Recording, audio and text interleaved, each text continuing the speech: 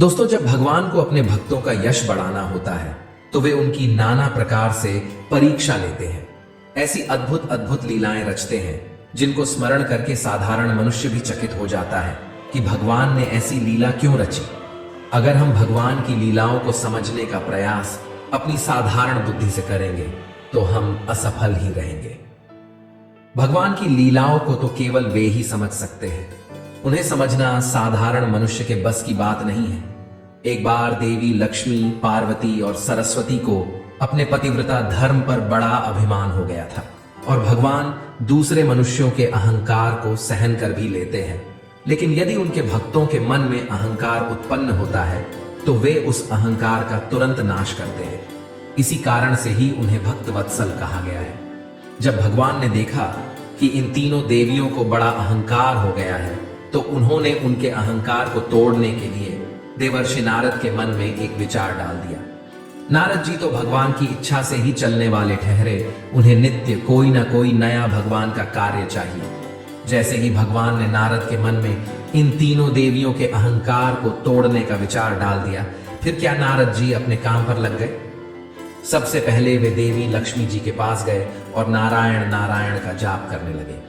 देवर्षि नारद को आता हुआ देखकर देवी लक्ष्मी जी का मुख कमल खिल उठा और वे प्रसन्नता के साथ नारद जी से बोलने लगी।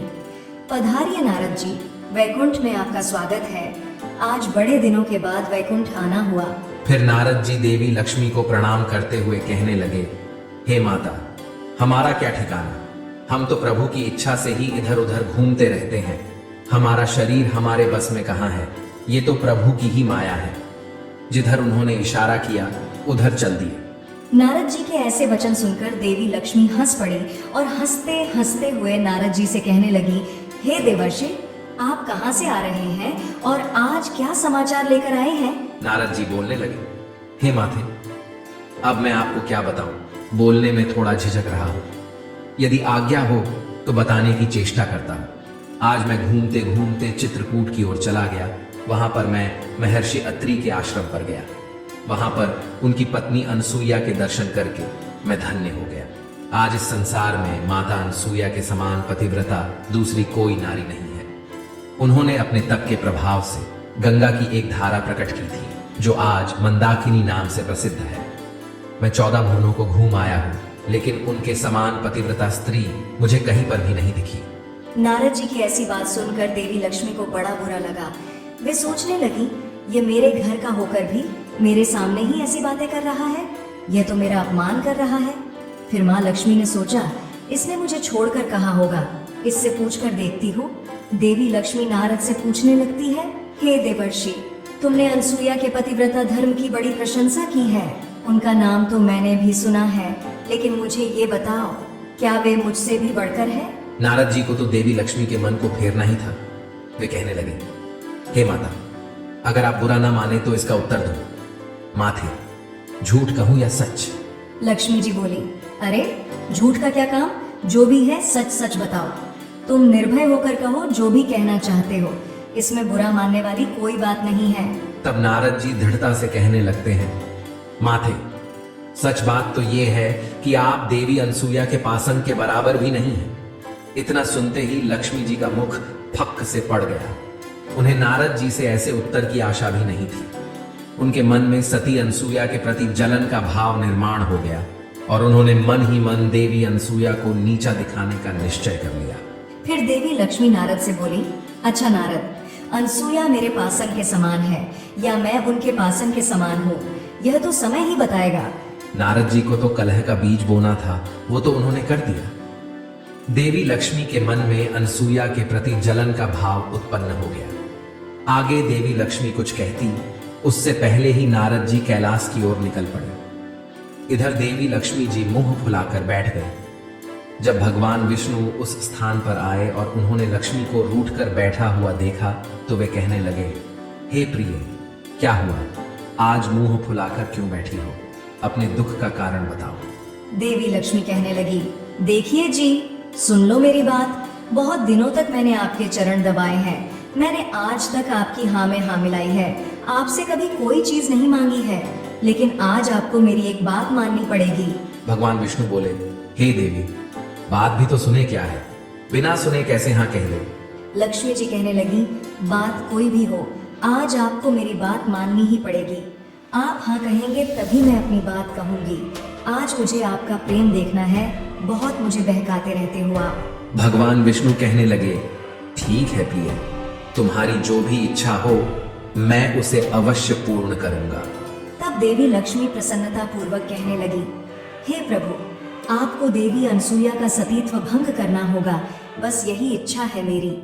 आप जाकर देवी अनसुईया का पतिव्रता धर्म भंग कीजिए, ताकि मैं ही संसार की सर्वश्रेष्ठ पतिव्रता नारी बन जाऊं। देवी लक्ष्मी की बात सुनकर भगवान विष्णु मन ही मन कहने लगे, अरे देवी, हम में इतना सामर्थ्य कहाँ जो देवी अनसुईया का सतीत्व भंग कर सकूं। भगवान समझ गए ये सब नारद का ही किया कराया है। फिर भगवान विष्णु कहने लगे, हे प्रिय, बस इतनी सी बात के लिए तुम मुंह फुलाकर बैठी हो। हम अभी जाते हैं और जब तक उस कार्य को पूरा नहीं करेंगे तब तक लौटकर नहीं आएंगे। ये बात सुनकर देवी लक्ष्मी को बड़ी प्रसन्नता हुई। इधर नारद जी वीणा बजाते हुए नारायण नारायण का जाप करते हुए कैलाश पर्वत पर पहुंच गए। वहां पर देवी पार्वती अकेले बैठकर पूजा कर रही होती है। नारद जी को देखकर उन्होंने उनका स्वागत किया और उन्हें खाने के लिए एक मोदक दे दिया। नारद जी कहने लगे, हे माते, ये मोदक तो अमृत का बनाया हुआ लग रहा है, बड़ा ही स्वादिष्ट है, किंतु इसमें भगवती अनसुईया के यहाँ जैसा स्वाद था वैसा स्वाद ही नहीं है। नारद को ऐसा कहते हुए सुनकर पार्वती जी मन ही मन कहने लगी, हाय, कैसे कृतज्ञ से पाला पड़ा है। मैंने कितने प्रेम से इसे मोदक दिया और यह कहता है कि अनसुईया के लड्डू के बराबर भी नहीं है। देवी पार्वती रोष में आते हुए नारद से कहने लगी, अरे नारद, क्या कह रहा है? ये अनसुईया कौन है जिसके लड्डू की तू इतनी प्रशंसा कर रहा है? नारद जी कहने लगे, हे देवी, अनसुईया महर्षि अत्रि की पत्नी है। आज इस संसार में उनके समान दूसरी कोई पतिव्रता नारी नहीं है। फिर देवी पार्वती ने बल देते हुए कहा, क्या देवी अनसुईया मुझसे भी बड़ी पतिव्रता है? हे नारद, तुम सच सच बताओ, मैं सर्वश्रेष्ठ पतिव्रता हूँ या देवी अनसुईया? नारद जी ने देवी पार्वती की उपेक्षा करते हुए कहा, माता जी, अधिक कम का तो पता नहीं, किंतु इतना अवश्य जानता हूँ कि उनके पतिव्रता धर्म के आगे आपका पतिव्रता धर्म फीका है। यह बात सुनते ही देवी पार्वती क्रोध में आ गई और दौड़ते हुए भगवान शिव के पास चली गई और कहने लगी, हे स्वामी, आप तो कहते हैं मैं पतिव्रताओं में शिरोमणि हूँ, मेरे समान पतिव्रता संसार में कोई अन्य नहीं है। फिर शिव जी ने कहा, हाँ प्रिय, इसमें कुछ संदेह है क्या? आप एक महान पतिव्रता हैं। देवी पार्वती कहने लगी, हे स्वामी, अब तक तो संदेह नहीं था, लेकिन इस नारद ने आज मुझे संदेह में डाल दिया है। नारद कहता है कि महर्षि अत्रि की पत्नी अनसुईया के सामने मेरा पतिव्रता धर्म फीका है। यह बात सुनते ही महादेव हंस पड़े और बोले, कहाँ है नारद? उसे मेरे पास लेकर आओ। देवी पार्वती ने इधर उधर देखा तो नारद जी उस स्थान से जा चुके थे। देवी पार्वती कहने लगी, हे स्वामी, नारद तो चला गया, किंतु आप मुझे बताइए, क्या नारद ने सत्य कहा है? क्या देवी अनसुईया मुझसे भी बड़ी पतिव्रता है? स्त्रियों के मन की जलन भोलेनाथ क्या जाने। वे कहने लगे, हे प्रिय, नारद ठीक कहता है, तुम देवी अनसुईया की समानता नहीं कर सकते। यह बात सुनते ही देवी पार्वती ने भगवान शिव के चरण पकड़ लिए और दुखी मन से कहने लगी, हे स्वामी, अब इन चरणों को मैं तभी छोड़ूंगी जब आप अनसुईया का पतिव्रता धर्म भंग करके मुझे संसार की सर्वश्रेष्ठ पतिव्रता बना देंगे। भोले बाबा अपने सर्पों को संभालते हुए बोले, देवी, हम प्रयत्न करेंगे, किंतु बीच में तुम कोई विघ्न उत्पन्न मत कर देना। स्त्रियां क्षण भर में रूठ जाती है और क्षण भर में संतुष्ट। फिर पार्वती जी कहने लगी, हे स्वामी, मुझे तो आप ही का डर है। आप ठहरे भोलेनाथ। पुरुषों की यही नीति होती है कि छल से, बल से, डांटकर, फटकार कर, सच झूठ बोलकर स्त्रियों को ठग लेते हैं। अब उसी ठग विद्या का प्रयोग करके आप अनसुईया का पतिव्रता धर्म भंग कीजिए। पार्वती की बात सुनकर शिव जी हंस पड़े और मन ही मन कहने लगे, जो दूसरों के लिए खाई खोदता है वह उसी में गिर जाता है। फिर शिव जी कहने लगे, हे प्रिय, अब मेरे चरण छोड़ दो, मैं अभी उस कार्य के लिए जाता हूं। देवी सती ने भगवान शिव के चरणों को छोड़ दिया। फिर शिव जी महर्षि अत्रि के आश्रम की ओर निकल पड़े। इधर नारद जी ब्रह्मलोक में पहुंच गए। वहां पर देवी सरस्वती ने नारद जी का स्वागत सत्कार किया और कहा, हे नारद, तुम तो हमें भूल ही जाते हो। अब की बार तो बहुत दिनों बाद आए हो। आज तुम अवश्य कोई महत्वपूर्ण समाचार लेकर आए होंगे। नारद जी कहते हैं, हे माथे, आज मैंने पृथ्वी लोक पर एक अद्भुत बात देखी है। महर्षि अत्रि की पत्नी अनसुया के पतिव्रता धर्म का बड़ा ही प्रभाव है। समस्त ऋषि मुनि आकर उनकी स्तुति करने लगे हैं। सभी ऋषिगण कह रहे हैं कि उनके समान पतिव्रता संसार में दूसरी कोई स्त्री नहीं है। नारद की यह बात सुनकर देवी सरस्वती के मन में क्षण मात्र के लिए रोष हुआ और वह कहने लगी, हे नारद, क्या वह मुझसे भी बढ़कर पतिव्रता है? तब नारद जी कहने लगे, अब माता जी, यह मैं कैसे कहूं? अपनी मां तो मां ही है, वही मेरे लिए सर्वश्रेष्ठ है। किंतु सभी ऋषि मुनि ऐसा कह रहे हैं कि देवी अनसुया से बढ़कर संसार में कोई पतिव्रता नहीं है। यह बात सुनकर देवी सरस्वती को बड़ी चिंता होने लगी। उन्होंने नारद से कहा, शीघ्रता से जाओ और अपने पिताजी को बुलाकर लाओ। माता जी की आज्ञा का पालन करते हुए नारद जी शीघ्रता से ब्रह्मा जी की सभा में चले गए। वहां पर ब्रह्मा जी देवताओं और दानवों के साथ महत्वपूर्ण विषय पर चर्चा कर रहे होते हैं। नारद जी ने ब्रह्मा जी को माता सरस्वती का संदेश सुना दिया। हे परमपिता, माता जी ने आपको शीघ्रता से बुलाया है।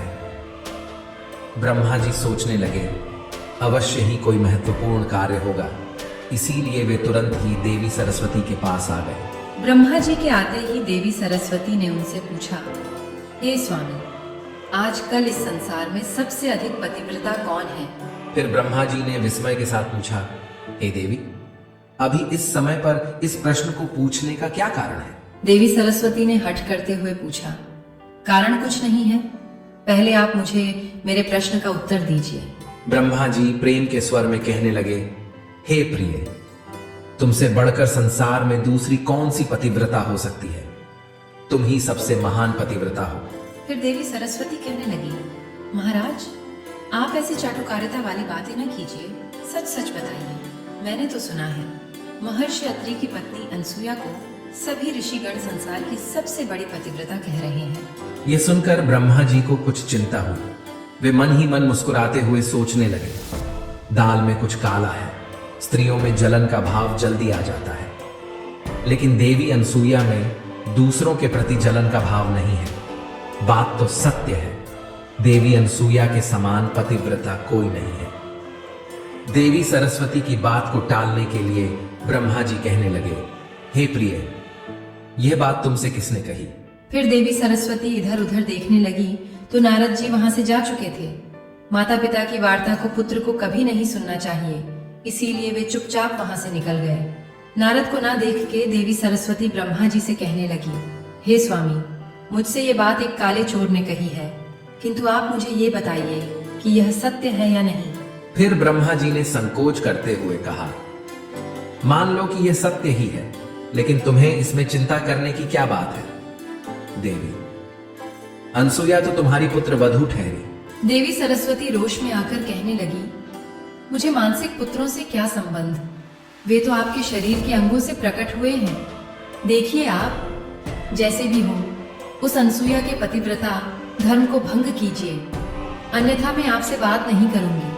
देवी सरस्वती के ऐसे वचन सुनकर ब्रह्मा जी कुछ विचलित हो गए और कहने लगे, हे प्रिय, अच्छा ठीक है, मैं अभी जाता हूं और उस कार्य को पूरा करता हूं। फिर तीनों देवता ब्रह्मा, विष्णु और महेश मंदाकिनी नदी के तट पर महामुनि अत्रि के आश्रम पर पहुंच गए। परस्पर एक दूसरे को देखकर नमस्कार करते हुए उन तीनों ने अपने अपने आने का कारण बताया। फिर भगवान ने कहा, हम तीनों वेश बदलकर देवी अनसुया के आश्रम पर चलते हैं और पतिव्रता अनसुया की परीक्षा लेते हैं। फिर सभी ने बात को स्वीकार किया और तुरंत ही साधु का वेश धारण किया। तीनों देवता साधु का वेश धारण करके अनसुया के आश्रम के निकट पहुंचे। उस समय आश्रम पर महर्षि अत्रि नहीं थे, देवी अनसुया अकेली ही थी। उन्होंने जब उन तीन साधुओं को आश्रम पर आया हुआ देखा तो उन्होंने उनका स्वागत किया और उन्हें भोजन करने के लिए कंदमूल तथा फल भेंट किए, लेकिन उन साधु पुरुषों ने उसे स्वीकार नहीं किया। तब देवी अनसुया ने कहा, हे महात्माओं, मुझसे ऐसा कौन सा अपराध हुआ है जो आपने मेरी पूजा को ग्रहण नहीं कर रहे हैं? फिर उन तीनों देवताओं ने कहा, हे देवी, यदि आप हमें एक वचन दो तभी हम आपकी पूजा को स्वीकार करेंगे, अन्यथा नहीं करेंगे। देवी अनसुया ने कहा, हे मुनियों, घर पर आए अतिथि का सत्कार प्राणों का बलिदान देकर भी करना चाहिए। इसीलिए आपकी जो भी इच्छा हो, जिस कार्य से भी आप प्रसन्न होंगे, मैं वह कार्य अवश्य ही करूंगी। देवी अनसुया ने ऐसा कहते ही वे तीनों साधु कहने लगे, हे देवी, आप निर्वस्त्र होकर हमारा अतिथि सत्कार कीजिए, यही हमारी इच्छा है। यह बात सुनकर देवी अनसुया आश्चर्यचकित हो गई और सोचने लगी, ये मुनि है या कोई बहरूपीय है जो ऐसा अनुचित प्रस्ताव रख रहे हैं। फिर देवी अनसुया ने अपनी दिव्य दृष्टि से सब कुछ देख लिया तो उन्हें समझ में आ गया कि मामला क्या है, और फिर कहने लगी, हे मुनियों, मैं आपका निर्वस्त्र होकर सत्कार करूंगी। यदि मैं सच्ची पतिव्रता नारी हूँ, यदि मैंने भूल से स्वप्न में भी पराये पुरुष का विचार न किया हो, तो ये तीनों साधु 6-6 महीने के दूध पीने वाले बच्चे बन जाए। देवी अनसुया के इतना कहते ही वे तीनों साधु 6-6 महीने के बालक हो गए और कुल बुलाने लगे। फिर देवी अनसुया ने विवस्त्र होकर उन तीनों बच्चों को स्तनपान कराया और सुला दिया। फिर इतने में ही महामुनि अत्रि उस स्थान पर आ गए। उन 3 छोटे छोटे बालकों को घर में देखकर वे आश्चर्यचकित होकर कहने लगे, हे देवी, ये तीनों अत्यंत सुंदर मनोहर रूप वाले बालक किसके हैं? फिर देवी अनसुया ने कहा, हे स्वामी, ये आपके ही बच्चे हैं। भगवान ने स्वयं आप पर कृपा की है। मुनि अत्रि ने अपनी योग शक्ति से देखा तो उन्हें भी सारा रहस्य समझ में आ गया। अब वे तीनों देवता बालक के रूप में क्रीड़ा करने लगे। माता अनसुया उन्हें खिलाती, पिलाती, प्यार करती। वे तीनों बालक अपनी माता के साथ बड़ी ही प्रसन्नता से खेलने कूदने लगे थे। इधर अनेक दिन बीत जाने के बाद भी उनके पति लौटकर नहीं आए तो तीनों देवियों को चिंता होने लगी। फिर तीनों देवियां अपने अपने स्थान से निकलकर अपने स्वामी को ढूंढने के लिए पृथ्वीलोक पर आ गईं। सौभाग्य से तीनों देवियों की भेंट चित्रकूट में हुई। वहां पर तीनों ने एक दूसरे को अपना अपना दुख बता दिया। लक्ष्मी जी ने देवी पार्वती से पूछा, आपको सती अनसुया के बारे में किसने बताया? देवी पार्वती कहने लगी, मुझे नारद ने बताया। फिर देवी सरस्वती ने भी कहा, नारद ने ही मेरे कान भरे हैं। देवी लक्ष्मी भी कहने लगी, उस नारद ने ही हम तीनों को फंसाया है। यदि वह कहीं मिल जाए तो उसकी अक्ल ठिकाने पर लाती हूँ। फिर उसी स्थान पर नारद जी प्रकट हुए और उन्होंने दूर से तीनों देवियों को प्रणाम किया। देवी लक्ष्मी गुस्से को दबाते हुए कहने लगी, वाह नारद, बहुत सही समय पर आए हो। दूर क्यों खड़े हो? तुम्हारी ये वीणा तो बड़ी सुंदर है, तनिक देखूं तो। नारद जी को सब समझ में आ गया। वे कहने लगे, हे देवियों, मेरा अनुष्ठान चल रहा है, इसीलिए मैं किसी के पास जाकर बात नहीं करता हूं, खासकर स्त्रियों के पास तो कदापि नहीं। रही वीणा की बात तो ये मुझे बहुत प्रिय है, मैं इसे किसी को नहीं देता। इतना कहकर नारद जी वहां से जाने लगे। नारद को जाता देख तीनों देवियां घबरा गईं और बड़ी ही कोमल वाणी में कहने लगी, नारद, ओ नारद, तुझे मेरी शपथ, अपने पिता की शपथ, तुम यहाँ से चले मत जाना। देवी लक्ष्मी कहने लगी, भैया तुम अवश्य जानते हो तीनों देवता कहाँ चले गए हैं। फिर नारद जी ने अपनी उंगली से इशारा करते हुए कहा, देखो वह भगवती अनसुया का आश्रम है, वे तीनों देवता उसी आश्रम में खेल रहे हैं। देवी पार्वती कहने लगी, अरे भैया नारद, तू सब जानता है, हम इस आश्रम में जाना चाहती है, कैसे जाएं? भगवती अनसुया क्रोधित तो नहीं हो जाएंगी?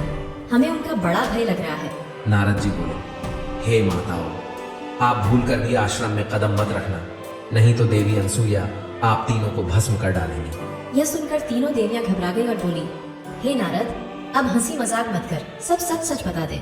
नारद जी हंसते हुए बोलने लगे, हे माताओं, वे तीनों म्याऊं म्याऊं कर रहे हैं, तीनों की बोलती बंद है, वे तीनों बोबा पीते हैं और किलकिलाते हैं। देवी अनसुया जहां बिठाती है बैठते हैं, जहां पर सुलाती है सोते हैं। अब आप तीनों अपने अपने पतियों की आशा छोड़ दो। 20 वर्ष में जब वे बड़े हो जाएंगे तब देवी अनसुया उनका विवाह कर देंगी। फिर देवी लक्ष्मी जी बोली, अब हम समझ गए, अनसुया के समान संसार में दूसरी कोई सती नहीं, किंतु यह सब विष की बोली तेरी ही बोई हुई है। अब भैया तू जीता हम हारी, लेकिन अब बता दे हम अपने पतियों से कैसे मिल सकते हैं। नारद जी बोले, अब आई ठीक ठिकाने पर। पश्चाताप से सभी पाप धुल जाते हैं। अब एक ही उपाय है, तुम सभी देवी अनसुया के शरण में जाओ, वही तुम्हारे दुख दूर कर सकती है। फिर तीनों देवियां माता अनसुया के आश्रम पर जाती हैं तो देखती हैं कि तीनों देवता बच्चों के रूप में खेल रहे होते हैं। देवी अनसुया उस स्थान पर नहीं होती है, वह स्नान करने के लिए गई थी। देवी लक्ष्मी भगवान विष्णु को देखकर कहने लगती है, हे स्वामी, क्यों ढोंग बनाए हुए हो आप, कृपा करके वापस आ जाओ। भगवान वहीं से हाथ हिला रहे होते हैं। भगवान देवी अनसुया के तप के वश में थे, इसीलिए वे उन्हें बिना पूछे नहीं आ सकते। थोड़ी ही देर में देवी अनसुया उस स्थान पर आ जाती है। उन्हें देखकर तीनों देवियां उनके सामने आकर खड़ी हो जाती हैं और पुकारने लगती हैं, माता जी, क्या हम कुटिया के भीतर आवे? फिर देवी अनसुया ने उनसे पूछा, हे देवियों, तुम कौन हो और किस कारण से यहाँ पर आई हो? तीनों देवियों ने करुण स्वर में कहा, हम आपकी पुत्र वधू हैं।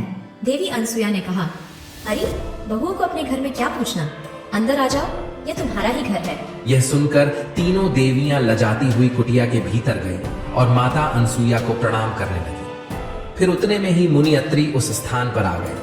मुनिवर को देखकर तीनों देवियां घूंघट ओढ़कर एक तरफ हट गई। मुनि ने देवी अनसुया से पूछा, देवी, ये तीनों स्त्रियां कौन हैं?